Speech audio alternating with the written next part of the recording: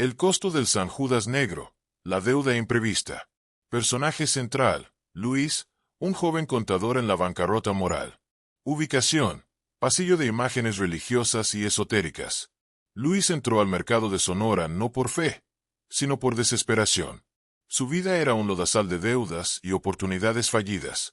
Buscaba al San Judas Tadeo, el patrono de las causas perdidas, en un acto de último recurso, buscando un milagro barato. En el penúltimo pasillo, entre el humo denso del copal y el olor a hierbas fermentadas, encontró un puesto diminuto, casi oculto, cuyo toldo era de un terciopelo grisáceo. El vendedor era un anciano de piel curtida, con una barba rala y unos ojos que parecían mirarte desde otra dimensión. Uno de ellos, cubierto por una leve nata blanquecina. «Buscas suerte, ¿verdad, hijo?», siseó sin que Luis dijera una palabra. Luis asintió. El anciano, sin preguntar por qué santo venía, sacó de debajo del mostrador una figura de San Judas Tadeo. No la típica. Esta era de ónix macizo, un negro profundo y pulido que reflejaba la luz con destellos plateados, como si contuviera una noche estrellada. El bastón que portaba la figura no era dorado, sino de un metal opaco.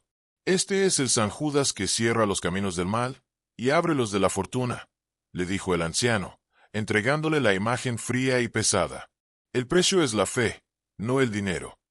Luis pagó un precio irrisorio y se marchó sintiendo una punzada de alivio y una extraña opresión en el pecho. Al llegar a su apartamento, colocó al santo negro en una repisa alta. A los pocos días, el flujo de su vida cambió. Un antiguo cliente pagó una deuda olvidada. Fue ascendido de forma inesperada. Los problemas se disolvían, pero la paz no. Por las noches, Luis oía un raspar constante y sordo proveniente del pasillo. El olor a incienso quemado, un aroma rancio y dulce que detestaba, se impregnó en las cortinas y la ropa. Lo peor era el santo. Por las mañanas, al verlo, notaba algo diferente. El día que ganó un pequeño premio de lotería, la figura parecía tener los labios ligeramente más delgados, como una mueca tensa. El día que despidieron a su rival en la oficina, la mirada de Onix parecía más penetrante, casi triunfante. El santo estaba cambiando su semblante. Una madrugada, Luis se despertó por el sonido de algo cayendo con un golpe seco. Fue al pasillo y encontró al San Judas negro tirado de cara al suelo. Al levantarlo, casi suelta un grito. El rostro, antes hierático, tenía una sonrisa cínica, tallada en el ónix que juraría no estaba ahí antes. Además, en el borde de su capa, había una mancha tenue, como un residuo de tierra roja. En ese momento, Luis entendió que el santo no le estaba dando suerte, sino que la estaba cobrando a crédito de algún lugar oscuro. La prosperidad era el cebo. A partir de esa noche, su suerte se revirtió violentamente. Su jefe lo acusó de fraude. Perdió el dinero en una mala inversión. La casa no olía solo a incienso, sino a humedad de tumba. Dicen que Luis tuvo que viajar al desierto de los leones para enterrar al San Judas negro bajo un árbol viejo, esperando que la tierra lo aprisionara. Pero a la fecha, cuando pasa cerca del mercado, jura que el olor a incienso rancio aún se le pega en la ropa. La muñeca que siempre vuelve, el amarre inseparable. Personaje central, Doña Elena, una curandera experimentada del mercado. Ubicación, puesto de hierbas y rituales en el pasillo central. Doña Elena era una de las figuras más respetadas del Sonora. No hacía trabajos fáciles. Por eso, cuando una joven, Victoria, le encargó un trabajo de venganza profunda contra un hombre que la había destruido, Elena se mostró reacia. Finalmente, accedió, y el objeto central del ritual fue una muñeca de trapo hecha con tela burda y rellena de cabellos, uñas y tierra de panteón. Sus ojos eran dos botones desparejos, uno gris perla, el otro de hueso. El trabajo se completó. Victoria se fue satisfecha. A la semana, el hombre comenzó a sufrir reveses brutales. Pero Victoria regresó al puesto de Elena, con los ojos hundidos por el terror. «Doña Elena, la muñeca me está persiguiendo. La veo en los sueños. Está sentada a los pies de mi cama. Siento su mirada de botón». Elena, sabiendo que las maldiciones a veces rebotan, tomó la muñeca y la tiró al basurero comunal detrás de los puestos, un cúmulo de restos de veladoras y huesos de sacrificio. Al día siguiente, A primera hora, cuando Elena abrió su puesto y quitó la lona, la muñeca estaba sentada justo encima del costal de ruda, con el camisón de manta limpio, como si se hubiera bañado. Elena, molesta, intentó destruirla. La llevó a quemar en un brasero antiguo. La muñeca se chamuscó. El estambre negro del cabello se derritió, pero la tela se rehusaba a consumirse. El olor a trapo quemado era insoportable.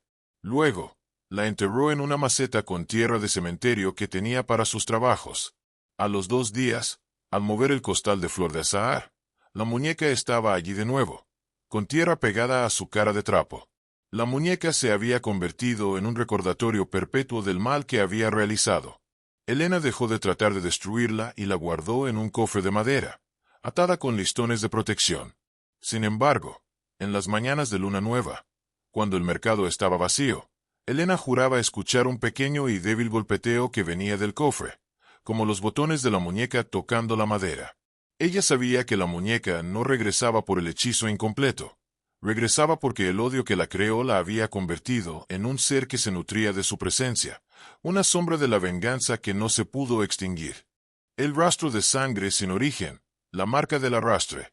Personaje central, Martín, el velador nocturno del sector de animales vivos. Ubicación, pasillo de animales, aves, reptiles, conejos. Martín había visto cosas en sus 10 años como velador del Sonora. Gallinas que revivían, olores a azufre. Pero lo que realmente lo aterrorizaba era el rastro de sangre. Sucedía casi siempre entre las 11:30 de la noche y la medianoche. Martín hacía su ronda en el sector donde se venden los animales. Repentinamente, su linterna captaba un brillo húmedo y rojizo en el concreto. Era sangre, fresca, aún no coagulada. No era un charco, sino un camino delgado y constante, como si algo pesado, desangrándose, hubiera sido arrastrado. El terror de Martín radicaba en que el rastro simplemente aparecía. Empezaba a mitad de un pasillo, sin ninguna jaula rota o animal herido cerca. Seguía el camino, que serpenteaba entre los puestos cerrados, y se detenía de forma abrupta, como si el objeto arrastrado se hubiera desmaterializado. Nunca había un inicio claro, un punto de desangramiento, ni un final, un cuerpo o un charco grande. Una noche, Martín se armó de valor y grabó el rastro con su celular. La línea de sangre fresca era inconfundible. La siguió a toda prisa hasta que se desvaneció justo en la entrada de un puesto de hierbas secas. Martín se quedó inmóvil, observando el piso limpio. Al volver la mirada por donde había venido, la sangre había desaparecido por completo. El concreto estaba seco. El video en su celular, que Martín revisó temblando, solo mostraba el pasillo oscuro. Los viejos locatarios le explicaron la creencia. El mercado era un lugar de intenso dolor y sacrificio. Creen que el rastro no es sangre de un animal en específico, sino la memoria del sufrimiento de todos los sacrificios realizados en ese lugar por décadas. Es la huella espectral del dolor que se repite en el tiempo, una mancha que nunca termina de secarse porque es emocional, no física. Martín ahora se niega a hacer esa ronda en la hora cero, sabiendo que si se detiene a mirar el rastro demasiado tiempo, quizás vea lo que se está arrastrando. La voz del incienso prohibido, el pacto olvidado. Personaje central, Ricardo, un joven comerciante ambicioso. Ubicación, puesto de inciensos, veladoras y esencias. Ricardo era ambicioso. Quería que su puesto de santería fuera el más poderoso.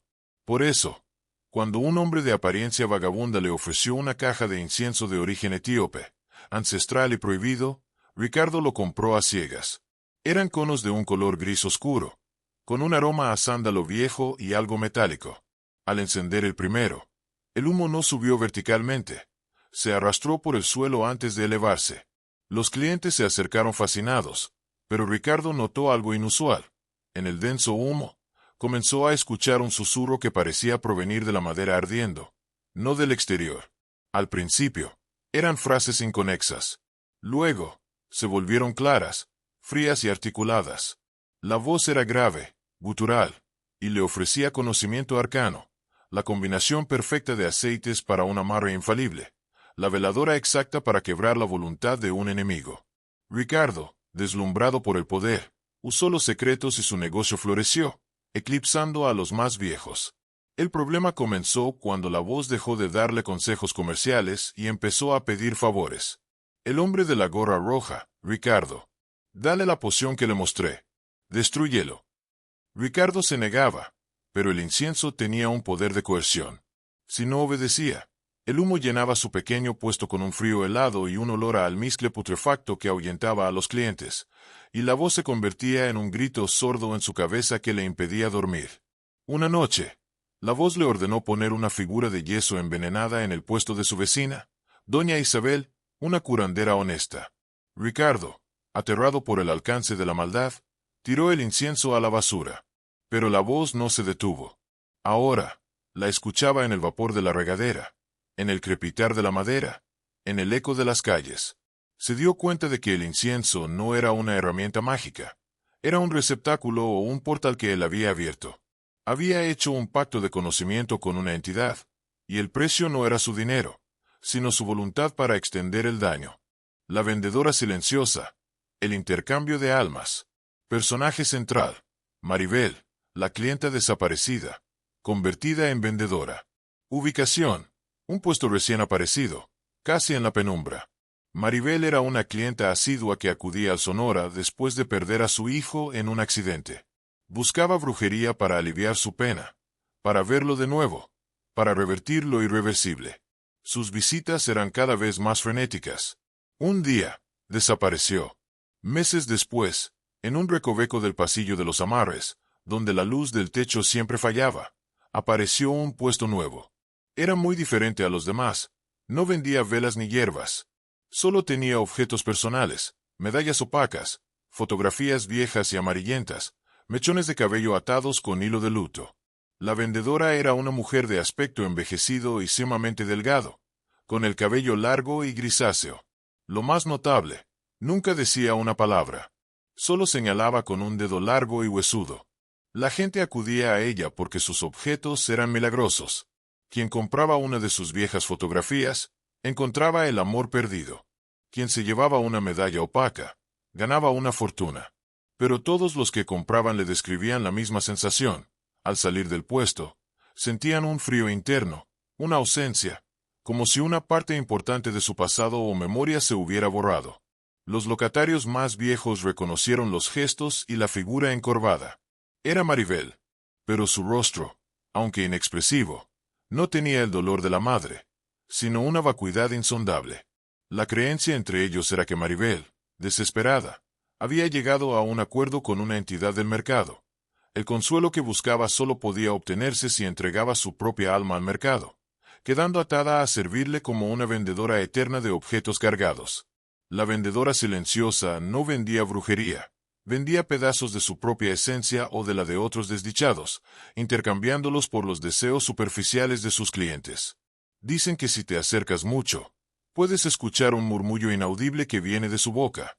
Es Maribel, intentando advertir a los clientes, pero su voz está atascada en el limbo del mercado, condenada a solo señalar y entregar los objetos del dolor ajeno. El espejo de las deudas olvidadas, el precio de la memoria. Personaje central, Humberto, un empresario ambicioso. Ubicación, puesto de minerales y cuarzos. Humberto era un hombre de negocios exitoso, pero paranoico. Convencido de que su socio intentaba traicionarlo, fue al mercado de Sonora buscando un artefacto que le permitiera ver la verdad de su colega. En un puesto atendido por una mujer de facciones duras y mirada penetrante, encontró lo que buscaba, un espejo de obsidiana pulida, con un borde de plata corroída. Este espejo no te muestra el futuro, te muestra la verdad, tu verdad, le advirtió la vendedora. Humberto pagó, desestimando la ambigua advertencia. Esa noche, en el silencio de su estudio, encendió una veladora y colocó el espejo sobre su escritorio. Al mirarlo, no vio el rostro de su socio, vio su propia imagen, pero 20 años más joven, en el rostro de un veinteañero asustado. En el reflejo, esa versión joven de sí mismo estaba en un hospital, negándose a donar sangre a un amigo moribundo por miedo a un simple pinchazo. Luego, el reflejo cambió. Se vio robando un diseño a un compañero de universidad, luego abandonando a su primer amor sin dar explicaciones. El espejo no exponía a los demás, exponía a Humberto mismo, mostrando todas las deudas morales que había acumulado y enterrado bajo una capa de éxito y olvido. El terror se apoderó de él. El espejo se había convertido en un portal a su conciencia reprimida. Desesperado por borrar la visión, Humberto arrojó el espejo al piso, que se partió en docenas de fragmentos puntiagudos. Pensó que había terminado, pero a partir de ese momento, la imagen de su juventud traidora y llena de malas decisiones comenzó a aparecer en todas partes, en el cristal empañado de la ducha, en la pantalla de su teléfono antes de desbloquearse, e incluso en el reflejo de las pupilas de su esposa cuando la miraba.